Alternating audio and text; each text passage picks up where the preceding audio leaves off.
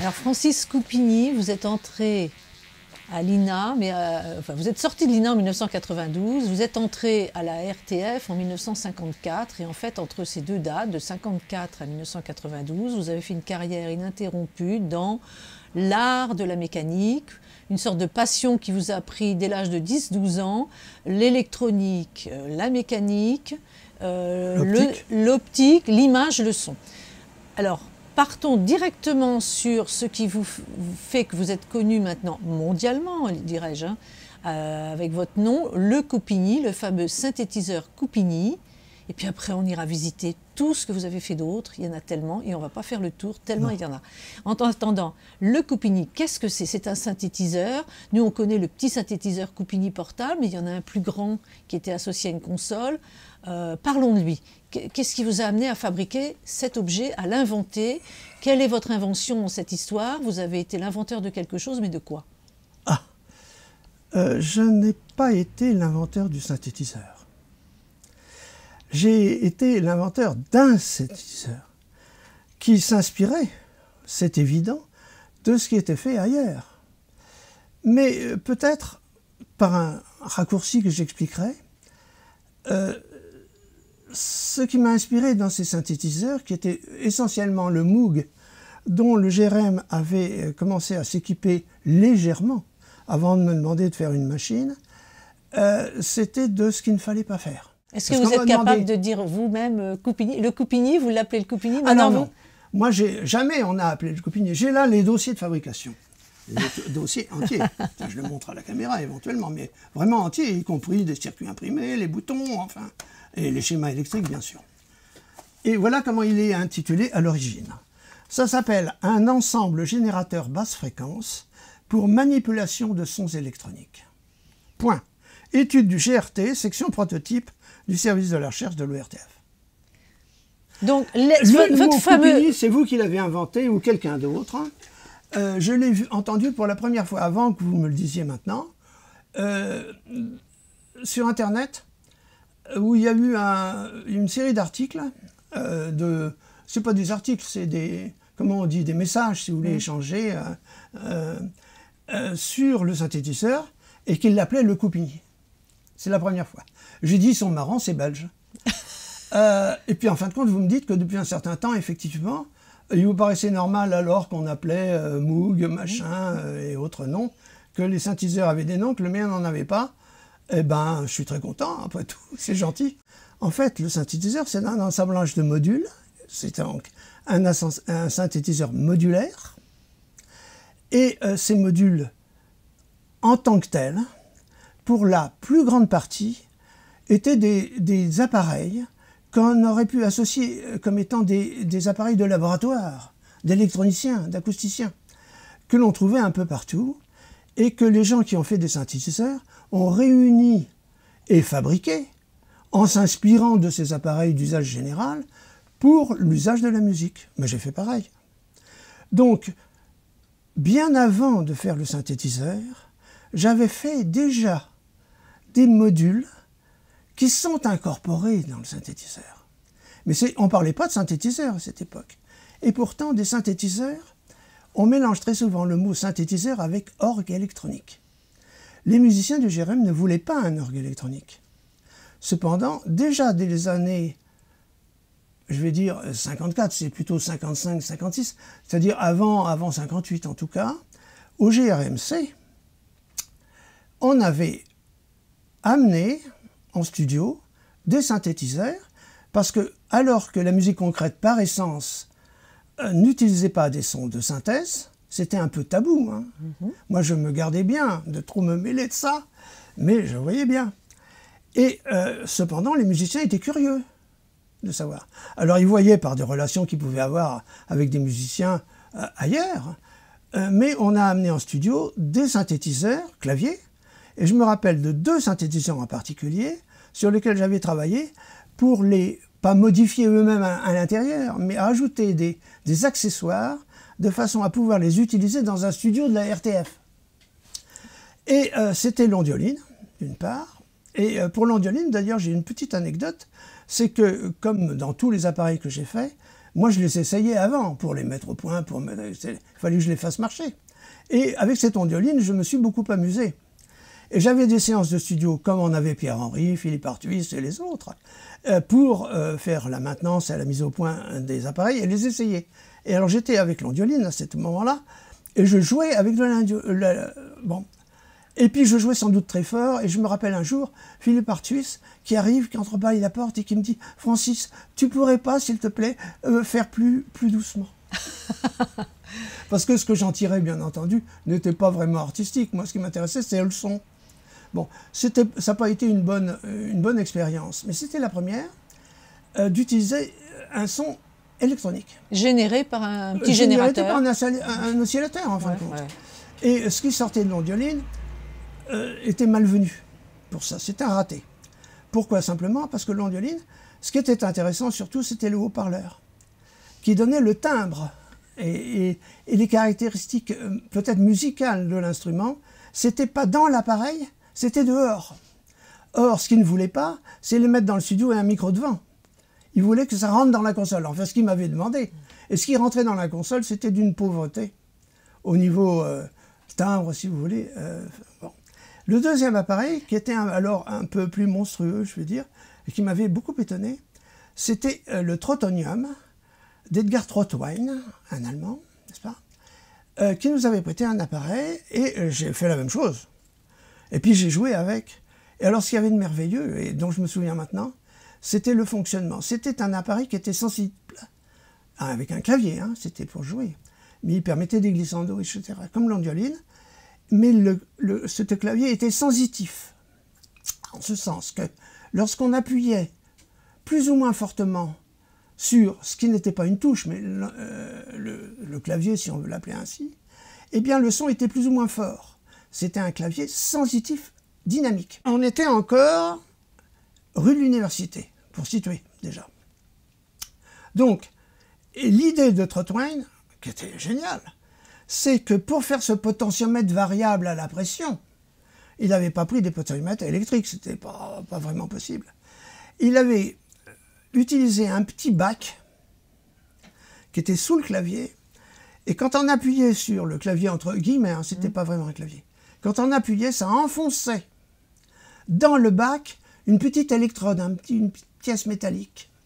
Et plus cette pièce était enfoncée, plus la résistance entre le bac et la petite tige métallique qui s'enfonçait était faible, parce que dans le bac, on mettait un liquide. Avec un compte-gouttes, on remplissait le bac d'un liquide qui, je ne me rappelle plus la composition, et qui nous avait été sans doute fourni par Trottwein dans une bouteille, qui était avec de la glycérine, je crois, de l'eau et de la glycérine. Ça, je ne suis pas sûr.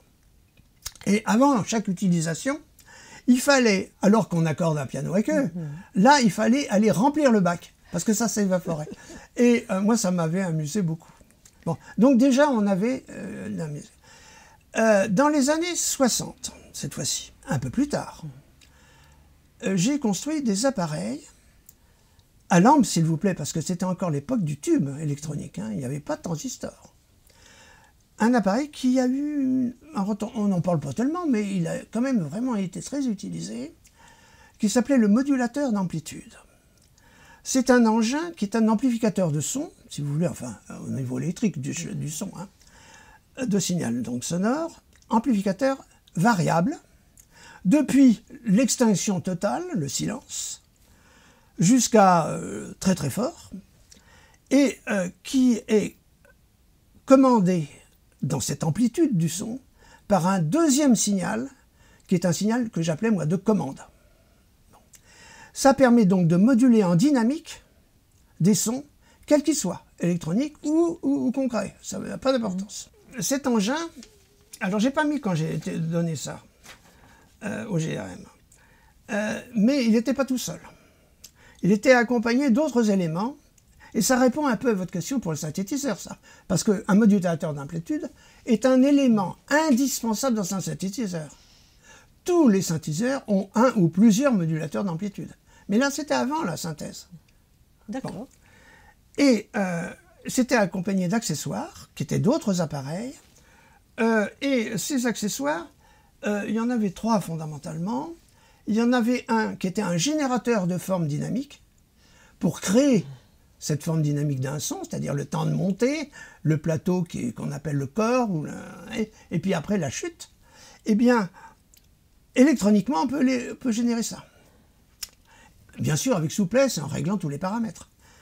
Et ça a servi dans cet état-là, ces deux appareils-là, notamment un Schaeffer, pour expérimenter et vérifier des affirmations pour le traité des objets musicaux qu'il écrivait. N'est-ce pas? Parce que ça permettait de montrer qu'effectivement il y avait une relation évidente entre la dynamique des sons et leur timbre. Il y avait un autre accessoire qui était un démodulateur. Et c'était l'inverse. C'était un outil qui permettait, prenant un son qui a une dynamique, un son de piano, de n'importe quoi, d'extraire la courbe enveloppe, ce qu'on appelle dynamique de ce son, et de le donner à manger au modulateur pour qu'il reproduise cette courbe dynamique sur n'importe quoi d'autre. Ça aussi, ça a beaucoup servi, mais cette fois-ci aux musiciens. Parce que, effectivement, c'était une source de son qui n'était pas électronique. C'était pas de la synthèse, mais c'était la même technologie. Et dans les synthétiseurs, on trouve des générateurs de forme. Et alors, où est votre invention, dans votre invention?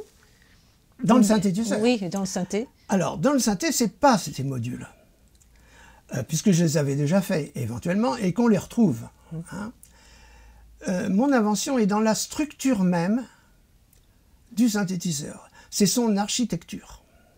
En fait, j'ai voulu que ce synthétiseur soit essentiellement modulaire. C'est-à-dire que tous les modules au niveau électrique de raccordement avec d'autres, au niveau alimentation et tout ça, soient identiques. La forme est identique.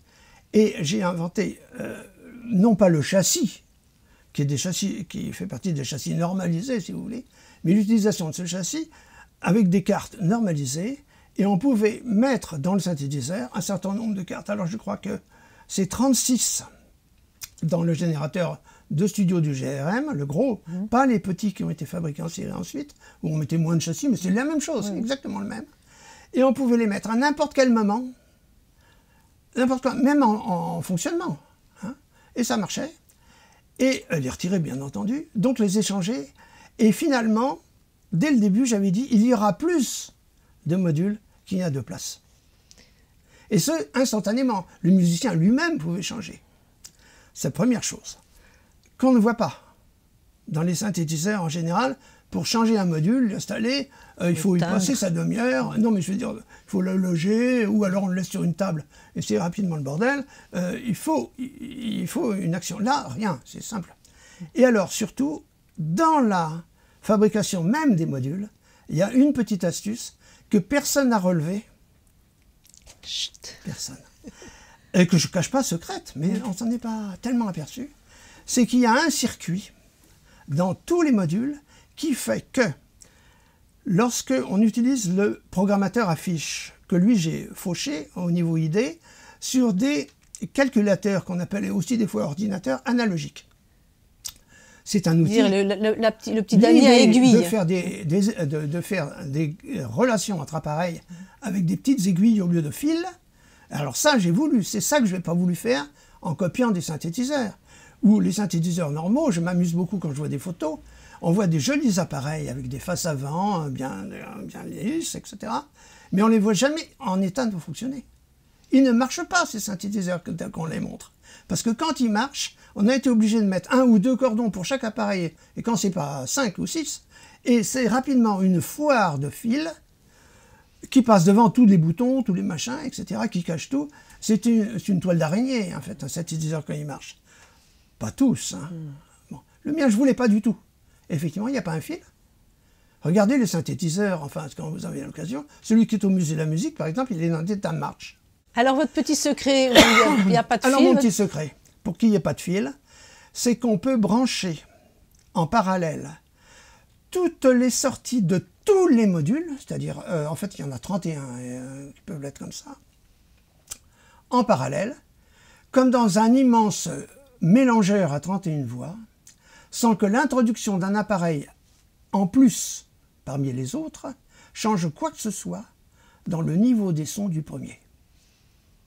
Et ça, pour les synthétiseurs normaux, il faut faire des boîtes mélangeuses quand on veut avoir plusieurs sources, où l'appareil qui les reçoit a déjà lui-même un mélangeur à l'entrée, d'où des fils, ou alors il faut mettre une boîte à côté pour mélanger les sons. Là, ça se fait automatiquement. Ils sont tous mélangeurs, et ça, c'est grâce à un circuit que je n'ai pas inventé, que j'ai piqué dans les calculateurs analogiques, et qui permet justement de mettre des sources en parallèle, théoriquement à l'infini. Et que j'ai inclus dans tous les modules. Les modules, si vous voulez, ils étaient simples, parce qu'ils ne font papa, maman, ils sont tous simples. Et je le voulais aussi, parce que faire des modules compliqués, comme on le voit dans certains synthétiseurs, c'est l'inverse de la modularité. S'ils font plusieurs actions, c'est la complication, et si on modifie une de ces actions pour l'améliorer, ben, il faut se débarrasser de tout l'ensemble. Tandis que moi, c'était des choses très séparées. Et il y avait de quoi faire, puisqu'avec 31 modules, on a de quoi combiner. Et puis en plus, je vous ai dit, on pouvait les changer instantanément. Donc, cette méthode de faire, il suffisait de 4 liaisons par module. Il y avait 2 liaisons d'entrée, une qui s'appelait signal, c'est le son, pas forcément d'ailleurs, c'est signal, et l'autre qui s'appelait commande. La commande ayant des actions sur le son, suivant le module qui était là. Tous avaient d'ailleurs cette entrée-commande, même le plus simple générateur, sinus qui fait un son très, très régulier, sans grand intérêt si on ne le mélange pas avec d'autres, avait une possibilité de synchronisation avec un autre, pour créer des spectres avec des harmoniques, et c'est l'entrée-commande qui synchronisait. Et 2 sorties, une signal, comme il y avait entrée-signal, pour le son, et une autre commande. Et vous avez des appareils qui n'ont que des commandes. Un générateur de forme, par exemple, avait surtout une sortie de commande pour commander des modulateurs d'amplitude. Mais il avait aussi une entrée signal et synchro pour déclencher la séquence. Vous voyez, etc. Et tout ça se retrouvait sur le modulateur, sur le panneau de câblage affiche, sans aucun cordon. Ce qui n'interdisait pas d'avoir des cordons qu'on pouvait mettre sur le panneau affiche. Mais ça, c'était violer un peu la machine. Et de même que certains modules ont eu des entrées sur la face avant de l'appareil, et c'est surtout pour les deuxièmes synthétiseurs, la série des synthétiseurs portables, qui ont été utilisés notamment en vidéo. Et il y avait des interactions intéressantes entre l'image et le son, grâce à des modules mi-son, mi-vidéo, qui de toute évidence ne pouvaient pas passer par le panneau affiche à cause des caractéristiques du signal vidéo qui ne peut pas être baladé comme ça. Donc il y avait certains qui avaient des petites prises. Alors pour ce qui est de la mise en main de ces choses-là dans les mains des néophytes qui étaient des musiciens et pas des techniciens, comment ça se passait? Ça passait très bien. Parce que moi j'ai jamais fait des machines pour des techniciens. Mon but, on est bien d'accord, et je me répète s'il le faut, c'était faire des machines pour des créateurs, qu'ils soient musiciens ou vidéastes. Vidéastes sont plus techniciens peut-être, mais encore c'est pas forcé. Il y a des gens d'image qui ne pigent rien à la technique. Donc je faisais des trucs qui soient faciles à utiliser. Donc j'avais pas de problème. J'ai une anecdote si vous le permettez encore, j'aime bien les anecdotes. C'est que je faisais des machines, et puis je les donnais une fois finies au GRM. Il y avait un moment où il fallait que je leur file. Puis il faut les débarrasser de mon labo pour faire autre chose. Donc je leur donnais la machine, et très souvent, j'établissais avec eux, en accord avec Bell ou qui est de droit, des programmes d'information pour l'ensemble des musiciens.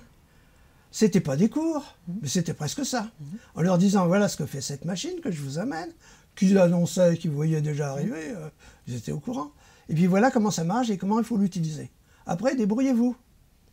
Moi, je viendrai voir un peu pour le plaisir de vous voir travailler, comme je le fais avant, mais c'est pas moi qui vais vous les faire marcher. Voilà. Et ça se passait très bien. Et l'anecdote, c'est qu'un jour, il y a Parmigiani. Car les premiers qui ont utilisé ça, c'est Parmigiani et je crois Ferreira. Béatrice. Béatrice, oui. Et il y a Mireille Chamas aussi. Enfin, possible. Ou bien les premiers intéressés, c'est Parmé pour moi dans mon tête.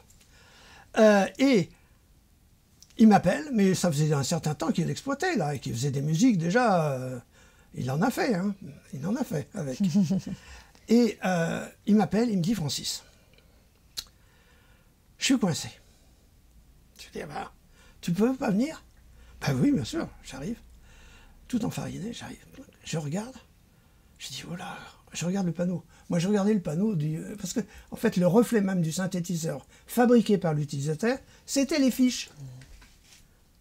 Hein? C'est oui, ça bien l'idée. sûr. Oui, oui. Hein? Je regarde, je dis, qu'est-ce que tu m'as fait là? Parce que l'idée générale, c'était de relier des signaux, des entrées ou des sorties de signaux entre elles, avec une fiche rouge. C'était clair. J'en ai toujours. Je dois en avoir. J'ai un petit stock qui est resté. J'en ai fait acheter par le musée de la musique et puis je m'en suis... Ah non, c'est le contraire. Non, je m'en suis fourni et je les ai donnés au musée de la musique. Là, il ne faut pas le dire aux musiciens qui ont encore des synthés parce que s'ils n'ont plus de fiches, ils vont me demander de donner les miennes. Ah, et encore, ça c'est pour la bonne cause. Peut-être que si c'est des copains. Bon, enfin, toujours est-il. Je regarde donc ces trucs et des fiches rouges, il y en avait quelques-unes, mais il y avait surtout des fiches de mélange qui passaient de la commande à la place de... Car on pouvait tout faire avec ça. Il suffisait... les couleurs des fiches disaient ce qui reliait. Et je regarde, et c'était pop art. Alors il m'explique. Voilà mon problème. J'ai fait ça, j'ai bien noté sur un papier tout ce que j'ai fait, et je retrouve pas mon son de la semaine dernière.